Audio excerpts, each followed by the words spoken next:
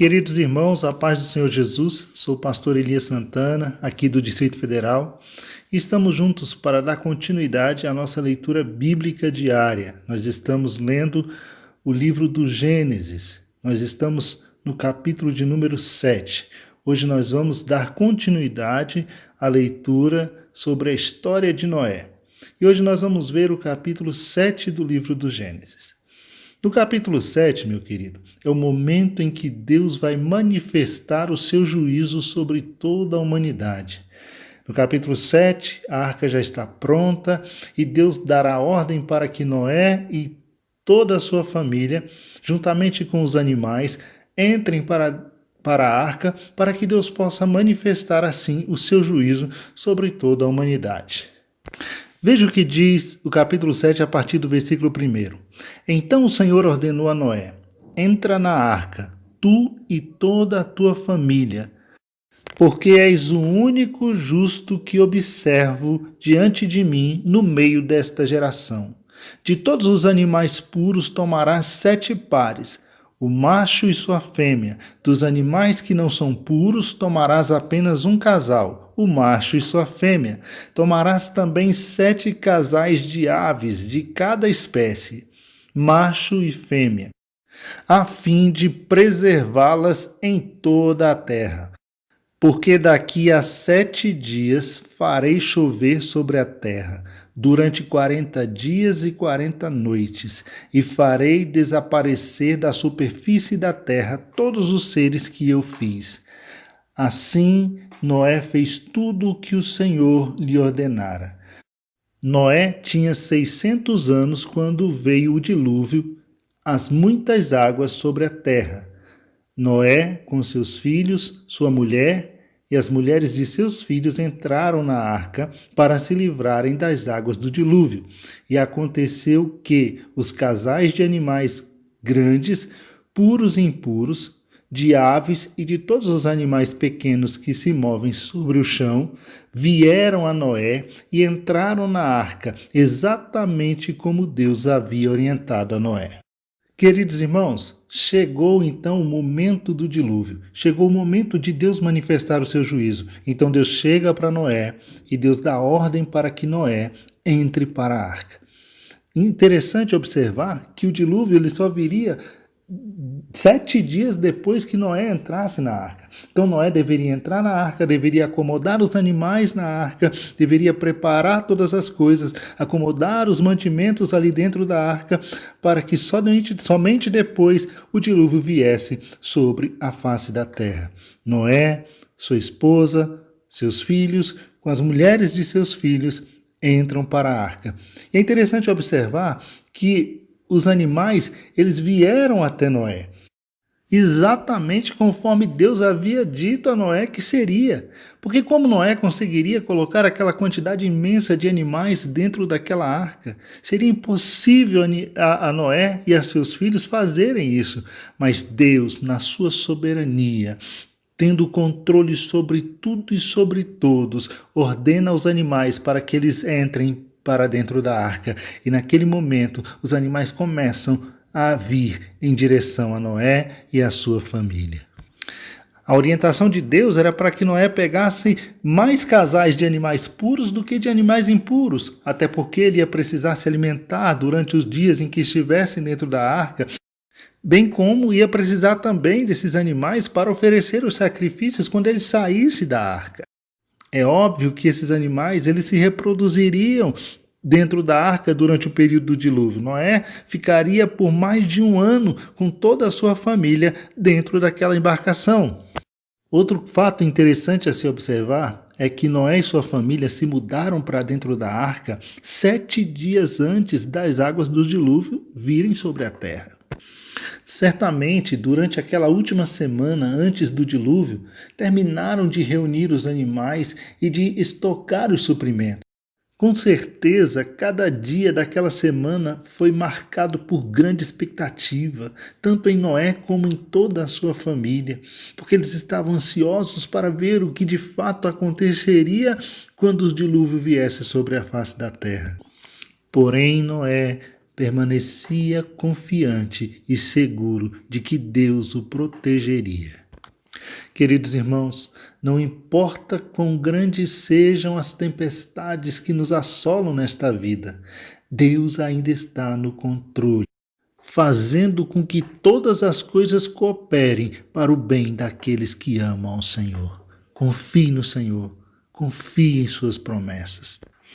Davi, quando ele se refere ao dilúvio, ele diz que o Senhor se assentou sobre o dilúvio. Salmos 29, versículos 10 e 11 diz assim: acima do dilúvio estabeleceu o Eterno o seu trono, o Senhor reinará para sempre, o Senhor concederá força ao seu povo, o Senhor abençoará o seu povo com paz. Por mais difíceis que as coisas estejam, por mais difíceis que as circunstâncias sejam, Deus sempre dá um escape ao seu povo. Deus sempre providencia uma saída para aqueles que lhe são fiéis. Glória a Jesus. Passados aqueles 7 dias, então vieram as águas do dilúvio. Veja o que diz o versículo 10. Passados 7 dias, desabaram as grandes águas do dilúvio sobre a terra. No dia em que Noé completou 600 anos, 1 mês e 17 dias, precisamente neste mesmo dia, todas as fontes das grandes profundezas jorraram, e as comportas do céu se romperam, e a chuva caiu sobre a terra 40 dias e 40 noites. Naquele mesmo dia, Noé e seus filhos, Sem, Cã e Jafé, com a sua esposa e as esposas de seus 3 filhos, entraram na arca. Com eles entraram todos os animais conforme as suas espécies, todos os animais grandes e selvagens, todos os rebanhos domésticos, todos os demais seres pequenos e os que rastejam pelo solo, assim como todas as criaturas que têm asas, todas as aves e todos os outros animais que voam.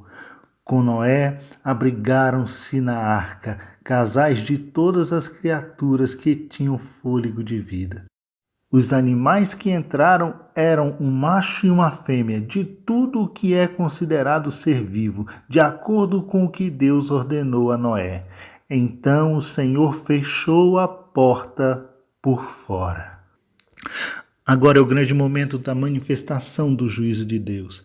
Noé e sua família já estão protegidos dentro da arca. Os animais, conforme Deus havia ordenado a Noé, já estão dentro da arca. E o próprio Deus, ele se encarrega de fechar a porta da arca pelo lado de fora.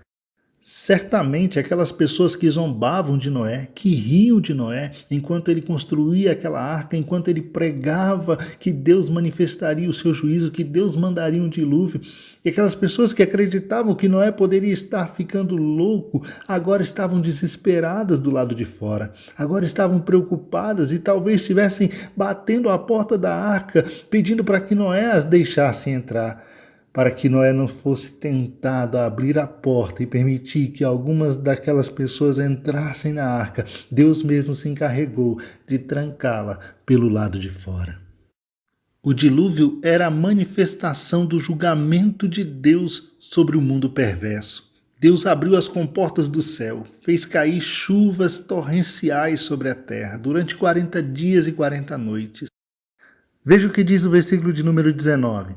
As águas aumentaram cada vez mais sobre a terra, e as mais altas montanhas que estão sob todo o céu foram totalmente cobertas. As águas subiram até cerca de 7 metros acima das montanhas. Muita água, muita água. Mas nós temos aqui um cenário lindo de tranquilidade e de paz, descrito nos versículos 17 e 18. Veja, durante 40 dias permaneceu o dilúvio sobre a terra, cresceram as águas e ergueram a arca, que ficou elevada acima da terra. Versículo 18, as águas subiram e se avolumaram muito sobre a terra, e a arca flutuava sobre muitas águas. Deus guardou Noé. Noé estava seguro, Noé estava protegido, Noé confiou em Deus, Noé entregou sua vida ao Senhor e agora ele está protegido, ele está seguro com toda a sua família, diante do caos que se abateu sobre toda a humanidade. Vale ressaltar, irmãos, que há nos nossos dias uma discussão sobre o fato de o dilúvio ter sido ou não uma catástrofe mundial. Há muitos que acreditam que o dilúvio foi algo parcial, que se restringiu somente ao Oriente Médio, não atingindo a humanidade em sua totalidade. Porém, meus irmãos, a linguagem clara do texto bíblico indica que Deus estava enviando um julgamento universal. Referindo-se à destruição dos seres humanos e dos animais, Deus disse: farei desaparecer da face da terra. E declarou que destruiria todos os seres que ele fez. E se as montanhas mais altas ficaram todas submersas, de modo que a arca boiava sobre elas, então todo o planeta deve ter ficado completamente submerso. Qualquer pessoa, ao fazer a leitura do capítulo 6, 7, 8 e 9 de Gênesis, vai entender, vai chegar à conclusão de que o dilúvio foi de fato universal. Por outro lado, irmãos, se o dilúvio não foi de fato universal, por que Deus então deu o arco-íris como sinal universal da sua aliança? Ele poderia ter dado o arco-íris somente para os povos que foram atingidos ou para os povos que habitam as regiões que foram atingidas pelo dilúvio. Outro fator importante a ser observado é que, se o dilúvio foi de fato um acontecimento local, por que Deus ordenou a Noé que construísse uma embarcação tão grande para salvar sua família e salvar os animais?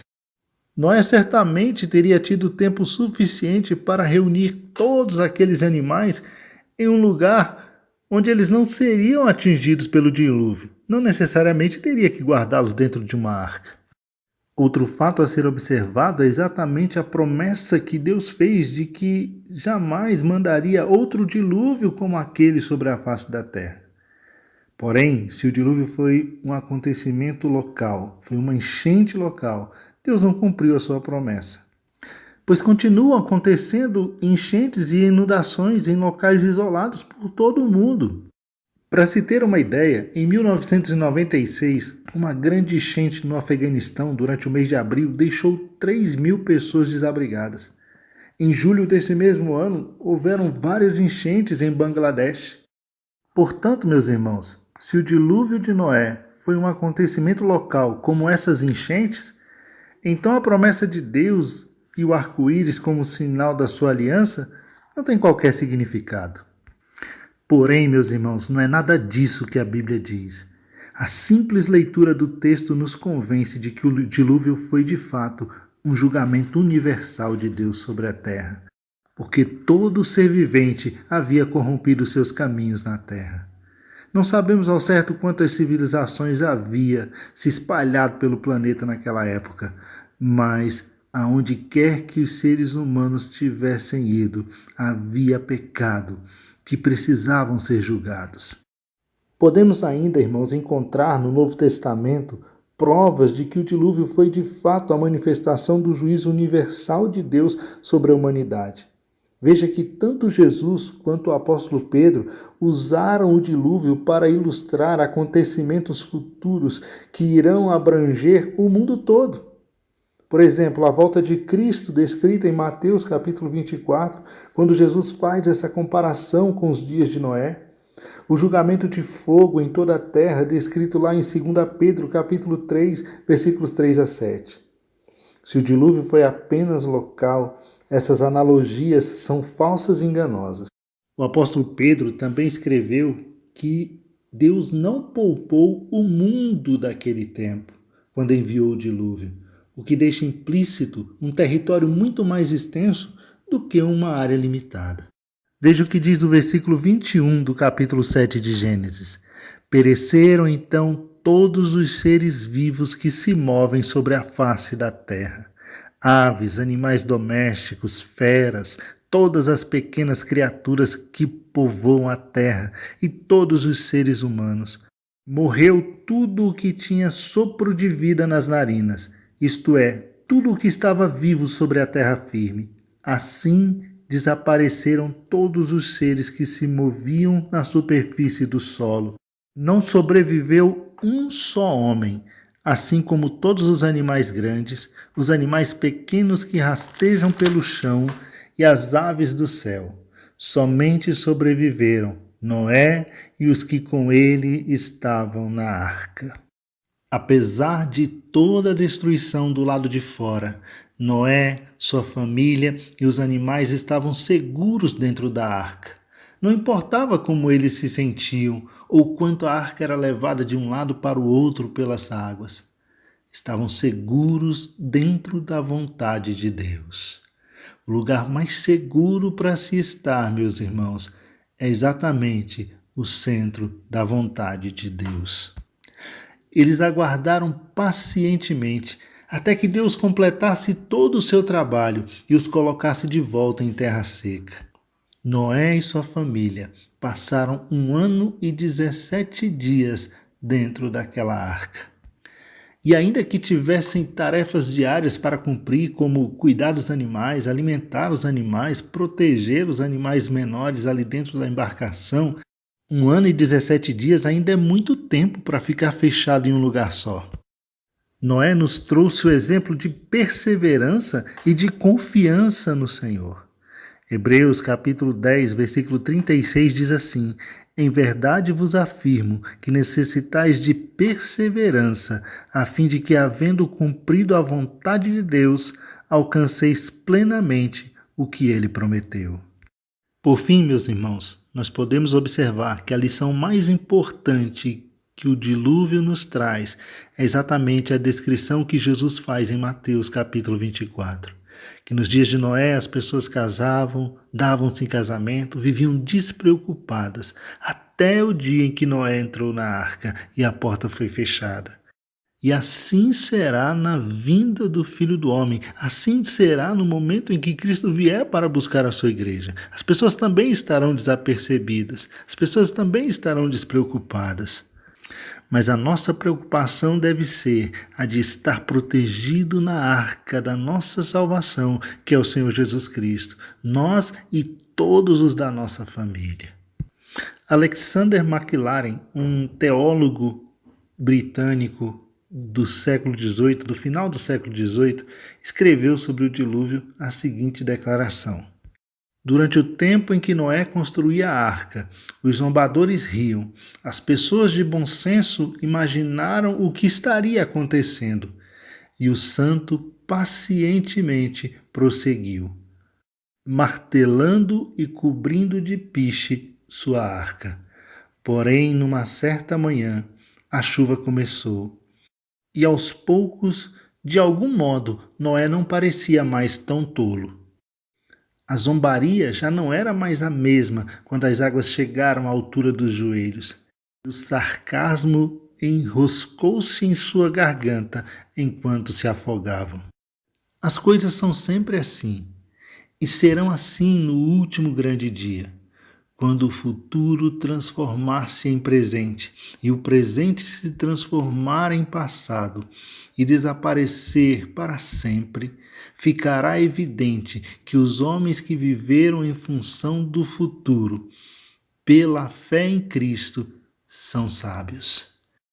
Enquanto aqueles que não tiveram nenhum objetivo além das coisas temporais que desaparecem no horizonte melancólico, despertarão tarde demais para a convicção de que estão fora da arca de segurança e que seu verdadeiro epitáfio será: és tolo.